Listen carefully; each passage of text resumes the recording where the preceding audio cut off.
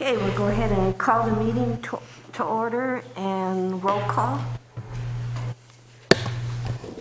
Commissioner Carey? Here. Commissioner Batterson? Here. Commissioner Lee? Here. Commissioner Henderson? Here. And Commissioner Velasco is absent.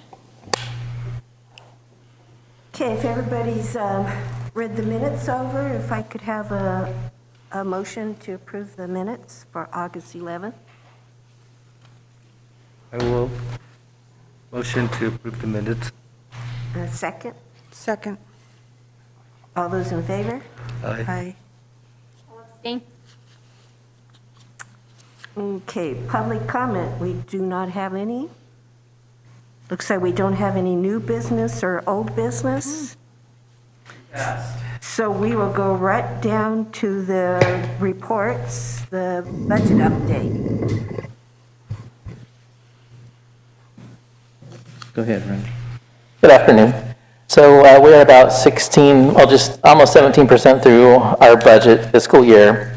Our Rec and Park Fund is 1% under, and if we tack on the Measure U, we are 0.93% under for the fiscal year so far, so we're doing pretty well, staying on top of spending and making sure that we have the funds we need down the road as we get closer to the end of the fiscal year. Are there any questions on the expenditure status report or any of the numbers? Nope. Thank you. Okay, noteworthy activities. So Commissioners, you got the noteworthies, as we mention every month. Even with COVID, we still have lots of stuff going on.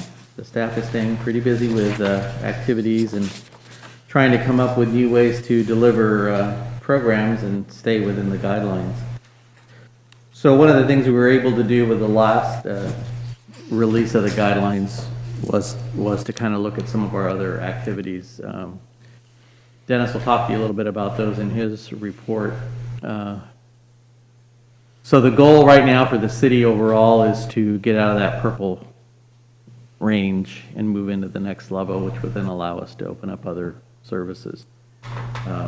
So that's kind of the goal. Other than that, if you have any questions specifically about any programs, feel free to bring them up and we can ask the staff about them. We're in the report. Commissioner Lee? Just have a comment, just an observation while I'm walking through the parks. In the past, private citizens would go ahead and pick up trash. Because of COVID, they're avoiding it. And I'm noticing more trash sprinkled here and there without being picked up. So if you can ask your staff to be considerate of that, we would appreciate it. Thank you. Thank you, Commissioner. I'll make a I note of have a that. question/comment. You know, the one about the city rangers issuing the citations at the Stoll Plaza for people dumping things. You know, years ago when we first moved here, a zillion years ago, there used to be one day a year that you could put big stuff out on your curb and they would pick it up. And I'm assuming that that's why we now get a pass in our water bill. But a lot of people still don't have the capability to be able to go to the dump, or, you know, with a mattress or whatever. So, anyway, that was. Thank you for bringing that up, actually. I had a personal impact over the weekend where I was taking my pass, and your pass used to be good for a full day of trash, and now it's only good for one trip. Oh. So that's something new, if you didn't know that. Don't be prepared like me and have a bunch of trash ready to go in one day. But something I was going to bring up to the utilities director at our meeting on next Monday, I think we meet, to talk a little bit about that and the fact that there are people who don't have the capabilities. Now, you can transfer your pass to another person with a note if they take the trash for you, or if you hire somebody to take the trash for you, and you don't have to pay that one dump fee. But yeah, we used to, citywide, everybody, all staff would go out. Every truck was dedicated to going out and picking up large debris in different neighborhoods on different days, and that would go on for about a week. It just was so labor intensive that they stopped doing that, and so now they just give you the pass to go to the landfill and, you know, take your own trash out there. So, yeah, it's changed quite a bit over time. But I'll tell them that too. Yeah, okay. I don't know if this is the right point to ask this. Our development backs onto the Enos West development, the one that's going to be. And we've had problems in the past with homeless camping in that area. And one of the neighbors that their backyard backs up to that, and she said there are 2 tents set up right against the brick wall, which is her backyard, and she was wondering what the process was to get that. Cleaned up? Yeah, So I mean, the basically, people are there, but, all she has to do is call the police and just say there's camping going on okay. behind the wall. The state law is pretty broad in that people are allowed basically to camp if the community in which they're in either doesn't have a shelter or that shelter is filled. But right now, because of COVID, the shelter is not accepting more than 40 individuals at a time. So it doesn't take very long for the shelter to get filled. So in this particular case, so if that was in a park, we would pretty much have to say, sorry, we can't really do anything about it because of that. Because it's on private property, I think the property owner can still, it doesn't pertain to private property. If those owners notify the police that they have an issue like that, then the police can get them to move out of the area.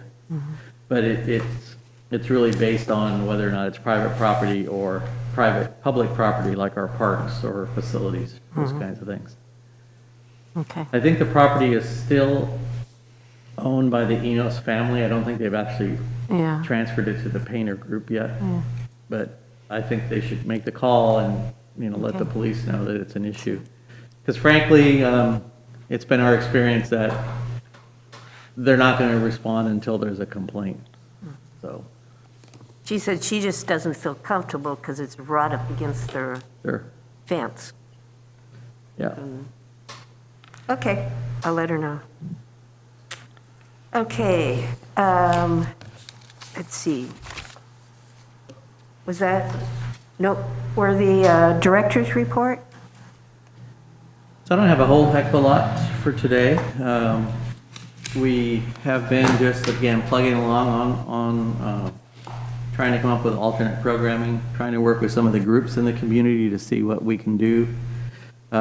We did have a couple of things happen over the last month. So the Campfire of the Central Coast has apparently disbanded, and they were the tenant of the Campfire Cabin at Buena Vista Park.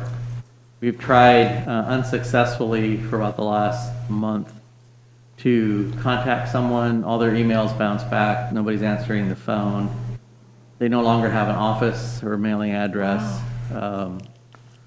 I contacted one of their past directors who used to be city attorney here, and she said that they've pretty much just folded.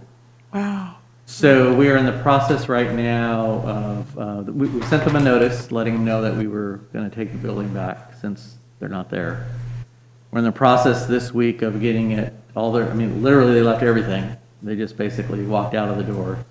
We're boxing up all of their supplies and equipment, and we're going to store them. And if there is a successor group or whatever happens, they'll be their things.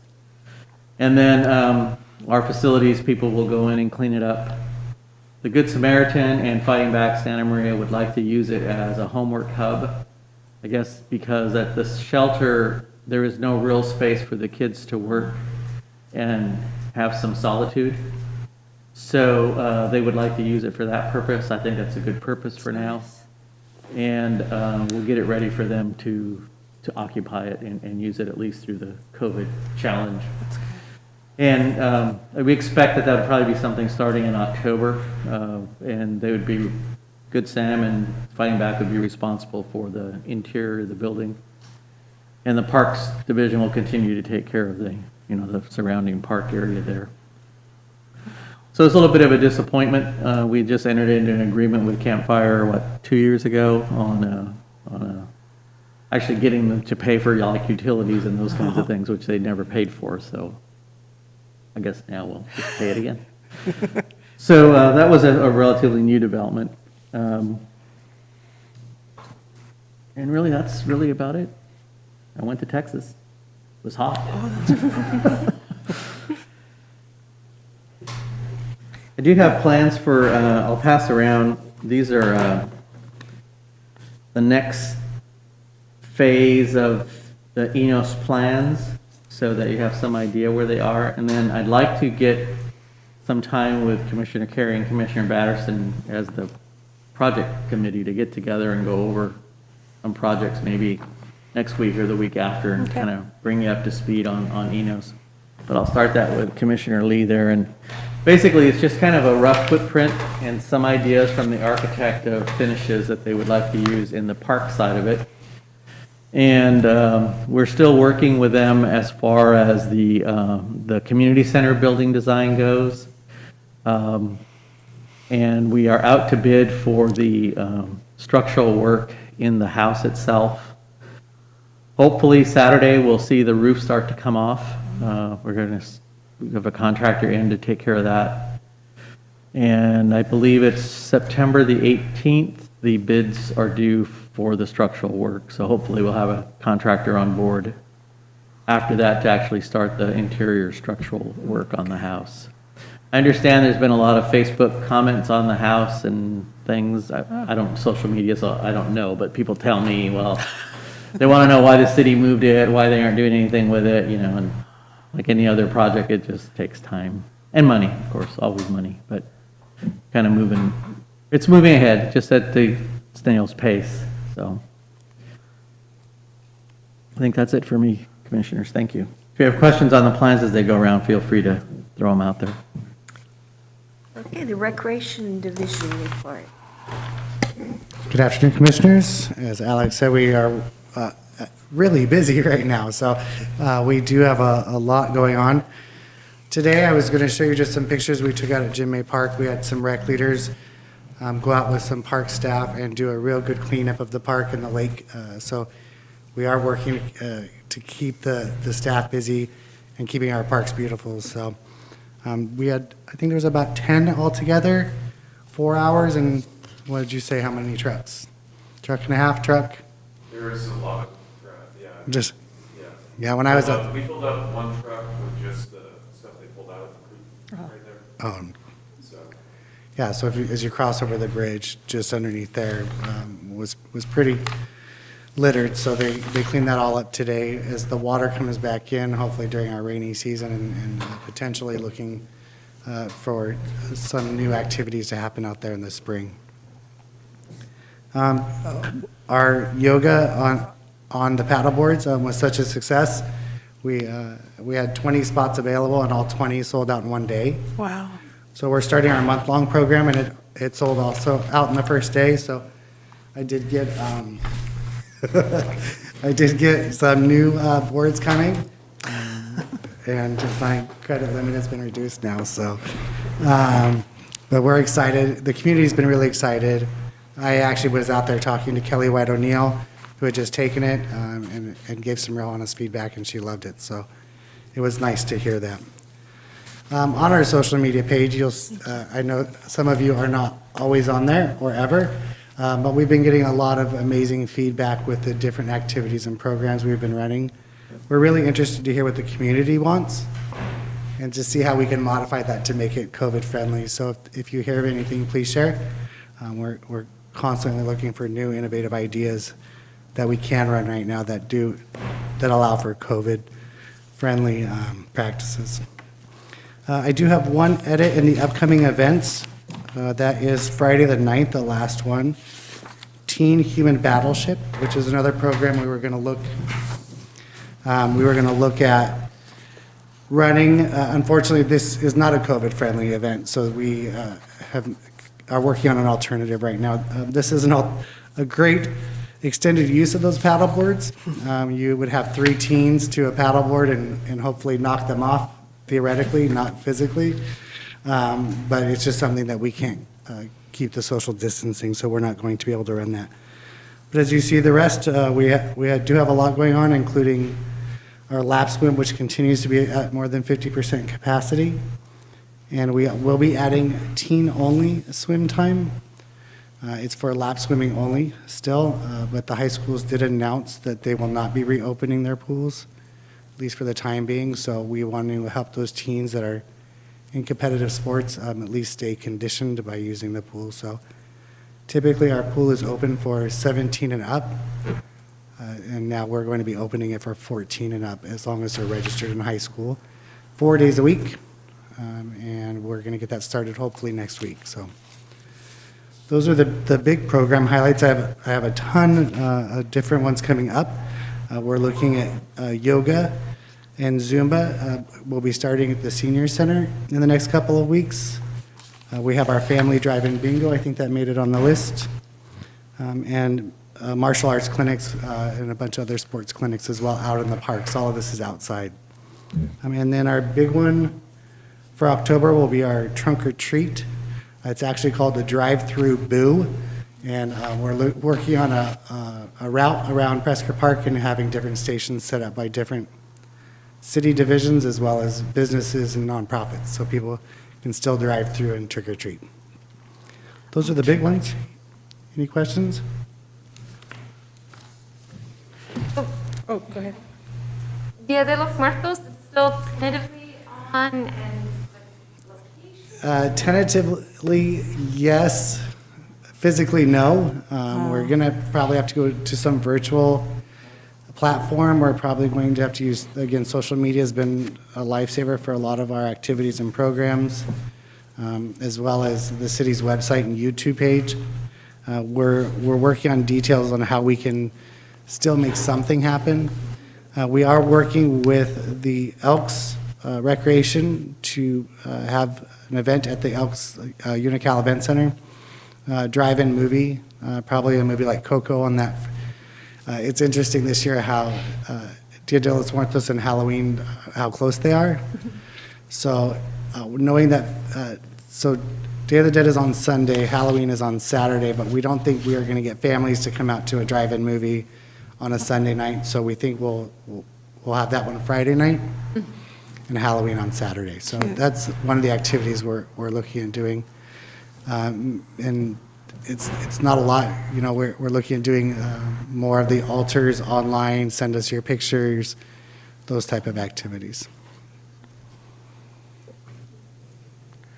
So the patch opens up on September the 25th. Sorry, right here.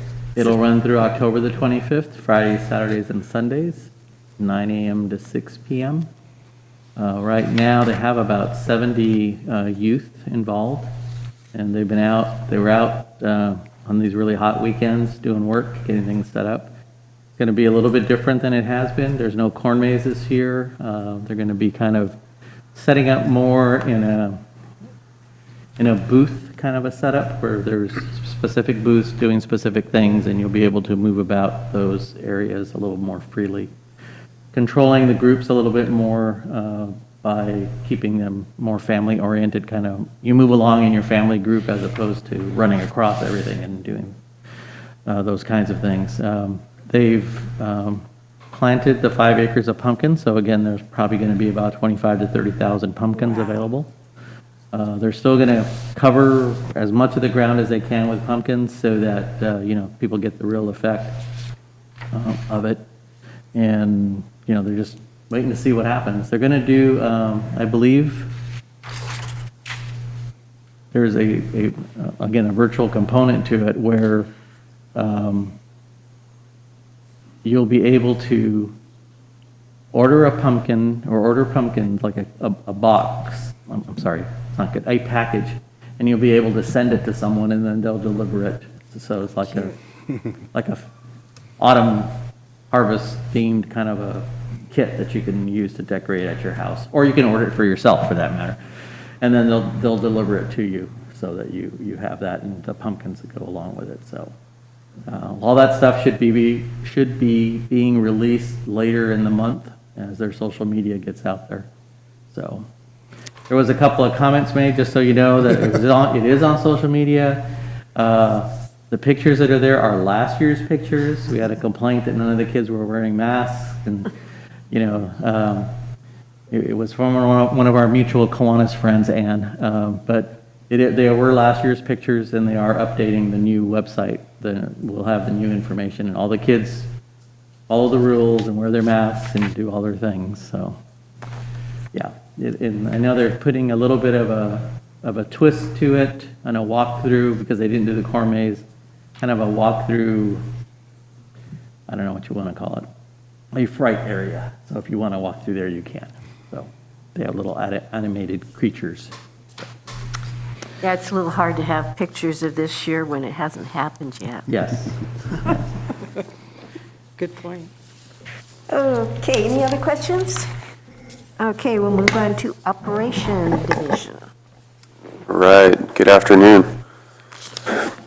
So, first things, landscape maintenance contract was awarded to JD Human, and that was approved by council earlier this month. And I don't know if you've all had a chance to look at the report, the staff report, but if you haven't, then I encourage you to look at that and see the details of that award. But we're excited to have them on board, continuing as our contractor with some changes and focus on irrigation in particular, because of the amount of time it saves us in the long run. Investing in getting our irrigation right will help us prevent renovations and prevent replantings and prevent a lot of work in the off season. So that's something that we've set them down and really made sure that they were focused on. So we had some pretty significant damage at Grogan to the bathrooms. People keep going in there and vandalizing the bathrooms, breaking sinks off the wall, graffitiing the entire inside of the facility. So that's going to be closed. It was closed last week. It'll be closed this week. Pending repairs. We'll be in there painting and cleaning that up and getting rid of the graffiti and essentially repairing the facility. And so we staged porta potties on site until we're able to complete those repairs. So just something to be aware of out there. Unfortunate that people continue to vandalize, but they do. We are likely to be receiving some voter deposit boxes, ballot deposit boxes. I don't know if that's the right term for them. Essentially a mailbox. It's a voter box where people can put their ballots. We've looked at 2 sites at both Manami and Atkinson. We looked at some other parks, but we felt so far that the ease of install, we have enough sidewalk, we have enough area where we think we could put a couple of ballot drop boxes. So we've been working with facilities with the city on that. It's kind of a collaboration in that effort. So tree trimming is going to be planned for Broadway south of Stoll. That's likely going to be in October. And so all those trees that you see, on Stoll, we've got some pretty large trees out there. We're going to be doing some pretty significant trimming. We're also going to be planning a renovation. Well, we are planning a renovation for some of that landscape. We don't have a plan yet, but we are in the process of drawing that up. And so if there are some problematic trees in the area, we'll look at removing those and replanting based on what our plan is going to look like. And then also trying to just, improve the look of the median. So that's something that we have in the works. So I'll make sure that we bring that plan back and you all have an opportunity to take a look at it before we, do anything. But the tree trimming will move forward. So our skate park is going to continue to be staffed until staff resources need to be redirected. We've gotten a lot of positive feedback out there, and so we've kind of been doing it on a trial basis. And moving forward, it's, if we have the people to staff out there, we're going to staff it for the time being, until such time that we can't. So, and then maybe after that, if we can get some volunteers out there or something like that to help keep an eye on things. We repainted the inside of those bathrooms as well, and so we're just trying to go for a positive change there and get the right feeling out, I guess you could say. So, Mojo. yeah. So Russell Park will be substantially complete on or about September 25th.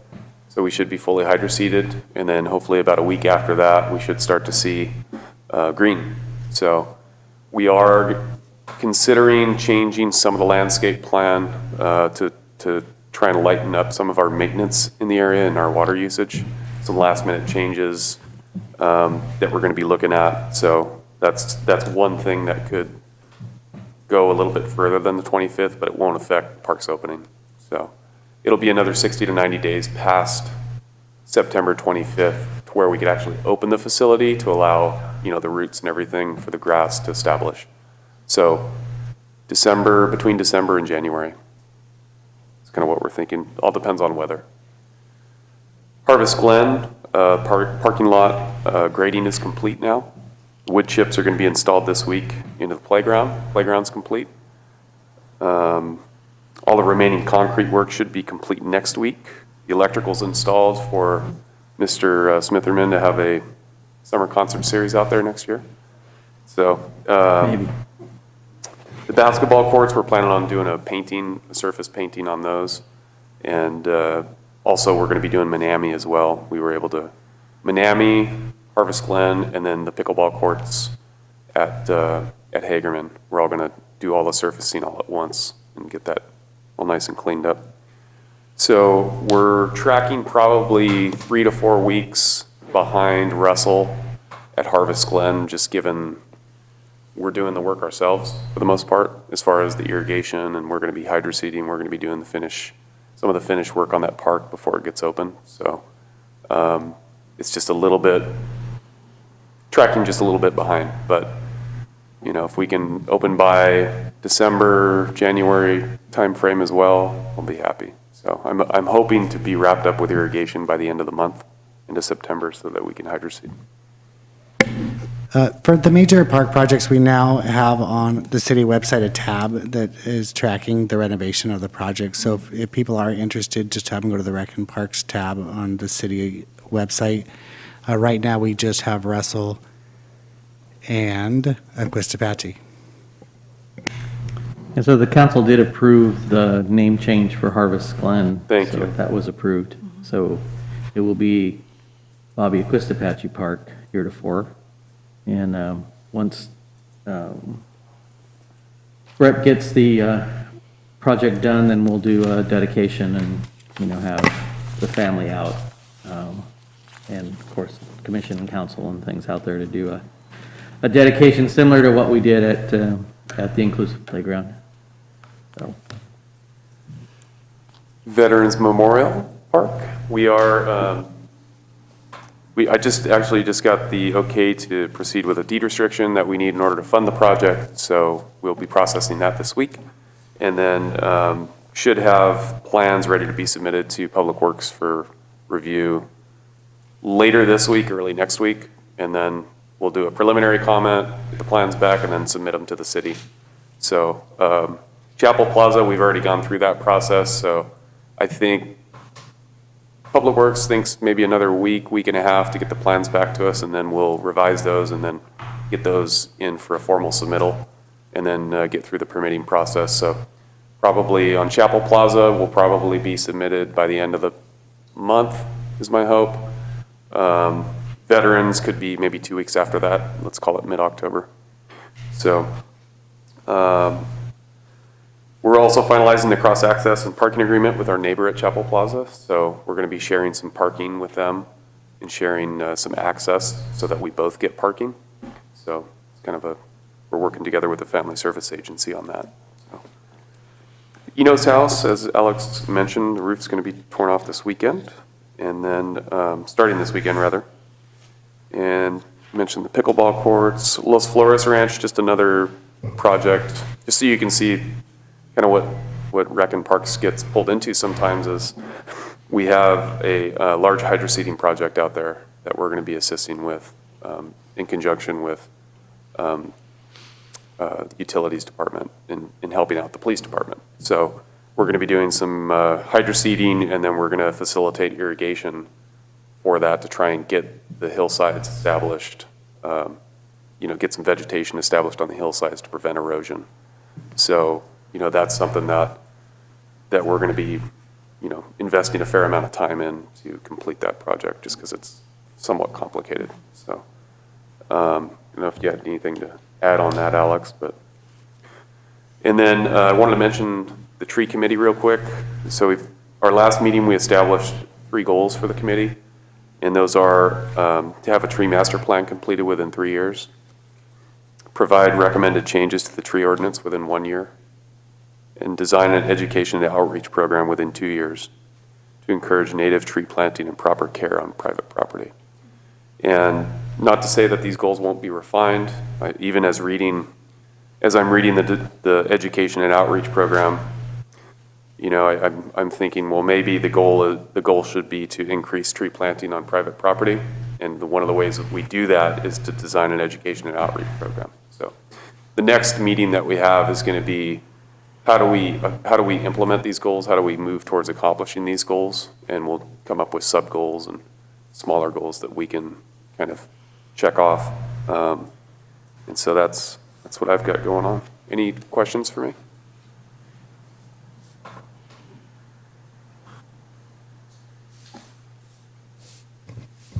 Thank you. Okay, thank you. Any of the commissioners have any official business that they completed? I do. Well, the tree committee was what was it, the 18th of August? Yeah. Good meeting. And then today I got like 5 messages about a downtown revitalization meeting at 1:30. It was a Zoom.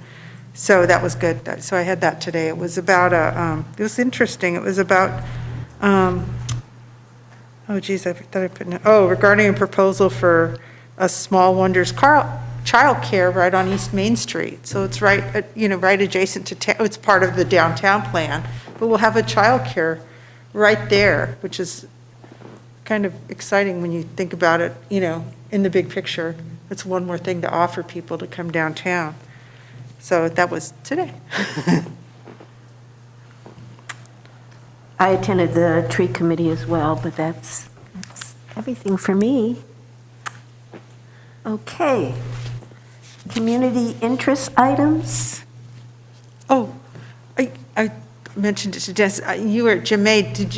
Did you see the swans? The swans are back. I did. Yes, there were 12 of them yesterday.